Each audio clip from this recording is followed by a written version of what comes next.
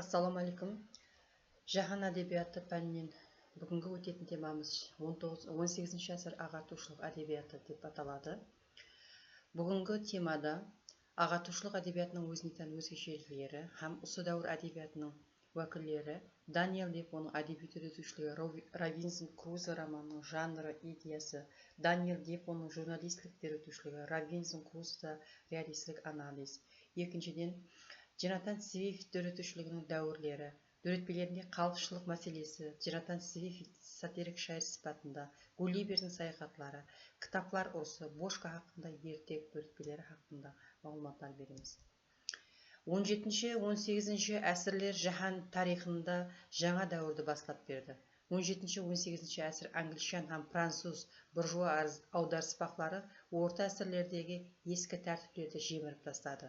1000 жылдан артық уақыттан бері құқымдарлық етіп келе пиадалық түзімге соққы берді, жәмиет рауаждануын жаңа басқышқа көтерді. 18 әсірде Европада орта әсірдегі тәртіплерге қарсы күрес саяси түс ала бастағаны кібі, әдебиятта да бұл күрес жауынгер ағартушылық рухын ала бастады. Өзінің мазмұнымен ажыралып тұратын ағартушылық әдебиеті феодализмге қарсы күресіп отырған, или ол уақытта прогрессив рухта болған һәм халық әрекетін пайдаланып отырған буржуазияның философиялық һәм саяси тәлиматымен суғарылған еді. Ағартушы сөзі кең мәніде халықты білімлі, марипетлі ету деген мәнін аңлатса, тар мәніде жәмиеттегі феодализмге қарсы күрес әуж алған дәуірдегі ақыл ой әрекетін аңлатқан. Ағартушылар үшін ақыл ой, сана басты мәселе болған. Олар инсанның ақылы іскерлігін, инсанилық фазилетлеріне жоғары баға берген. Ағартушылық әдебиетінің эстетикалық қарастылары сонымен бақыланады. Олар көркем өнердің тәрбиялық ахметін, жәмиетті қайта құру мәселелеріне қызмет етtirеді. 18 ғасыр жазушылары ағартушылық рухындағы саяси философиялық романдар, философиялық повестер, саяси моралдық характердегі драмалық шығармалар жаратады. Ағартушылық әдебиетінің Англиядағы ұлы уәкілдері романистер, яғни роман жанрының үйретушілері, бұлар Даниэль Дефо, Джонатан Свифт, Свил Ричардсон, Генри Ферлинг, халық шайыры Роберт Бернсам, бұндан басқа да бірқатар үйретушілер бар. Францияда ағартушылық әрекеті Франсуа Вольтер, Дени Дидро, Жан-Жак Руссо, Фер Агюстин Помарше сияқты жәмиеттік саяси философиялық әдеби қызметімен белгілі болған тұлғалар тәрбиелейді. Неміс ағартушылығы болса Голдхольд Эпрайм, Фридрих Шиллер, Иван Вейнрих, Гете сияқты ұлы әдебиетші ғалымдарды, драматурглерді һәм жәмиеттік іскерлерді жетістіріп шығарады. Англия әдебиетінің уәкілі бұл Даниэль Дефо 1660-1731 жылдар жасаған. Бұл Даниэль Дефоның суреті, фотосы. Бұл да интернеттен алынған фото көрсетпелер. Даниэль Дефо англишан жазушысы һәм публицист, журналист сипатында дәслеп әдеби іскерлігін бастаған. Ол Робинзон Крузо шығармасымен дүнияға танылған. Ол Лондонда өз жатушы семья шаңырағы Джеймс Фо шаңырағында дүнияға келген. Бұл жазушы дәслеп шіркеуде діни білімдер елеген, соңынан бір шіркеу істерінен бастартып юридикалық жұмыстарға, юридикалық білім алуға қызыққан. Сонымен бірге ол философиялық білімдерді өз бетінше үйрене бастаған.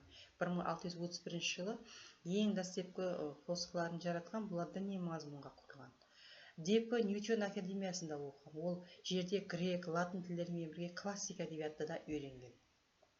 Дефоның ең бірінші әдеби шығармасы проектлер тәжірибесі 1697 жыл баспадан шығады. 1701 жылы таза қанлы англишанлар сатиралық шығармасы баспадан шығарылады. Ол роман жанрының өз алдына жанр деген көзқарас тарихтары эпика жанрының құрамына кіреді деп есепламайды, ал өз алдына бір жанр деп есеплайды. Сауда істері бойынша Испания, Франция, Португалия жерлерінде болады. Сондықтан да ол көп тілдерді білген, адамдардың тұрмыс тәрісін жақсы білген, үйренген, көрген. Сонымен бірге Даниэль Дефо өз дәуірінде белгілі саясатшы, мемлекеттік іскер сипатында да көзге тастанады. Депо 1703 жылы әбден жәмиеттегі істерді алып барған саясатты ашқарлаған үшін қамалады. Қамақханада отырса да бәрібір де ол жазудан тоқтамайды, әдебиет үйретушілігін давам ете береді. Бірақ оны сол жылы шығарады һәм айғақшы болуды талап етеді. Даниэль Депо 1731 жылы Лондон қаласында қайтыс болған. Бұндан кейінгі англичан әдебиетінің уәкілі, көріп тұрғаныңыз, Ричард Бринслей Шеризиан. Ағартушылық драматургиясының белгілі сатирігі, Ирландия пайтақты Дублинде туылған.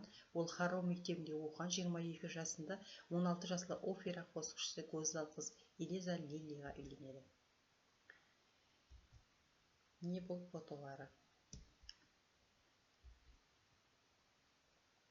Оның шығармалары драматургтың қарсыласлар, Дюэне атлы комедиялары, 5 жыл ішінде әуле Патрик күні, Скарбораға сапар, Өстек мектебі, Крейт деген сыншы комедияларын баспадан шығарған. Бұнан кейін Өстек мектебі деген шығармыз. Бұл сатиралық комедияда драматург бір жола бірнеше мәселелерді ортаға тастайды. Яғни буржуазия аристократиясының әдеби храмдығы, шаңырақ машғалалары, жоғары қатылам уәкілдерінің жиіркеніш іс-әрекеттері сияқты қатар мәселелерді шеберлікпен суреттеп берген.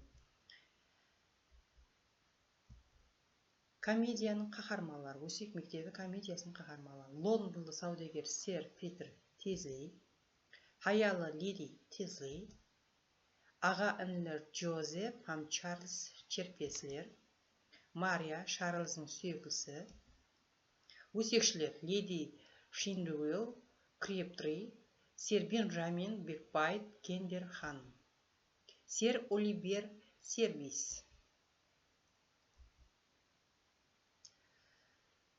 Шығармада, Өсек мектебі шығармасында аға інілі Джозеф пен Чарльз Черпеслер тарихы өзінің контраст, яғни қарама-қарсыда қойып суреттенуімен диққатты тартады. Оның бұл шығармасы көп тілге, соның ішінде орыс тіліне де аударылған.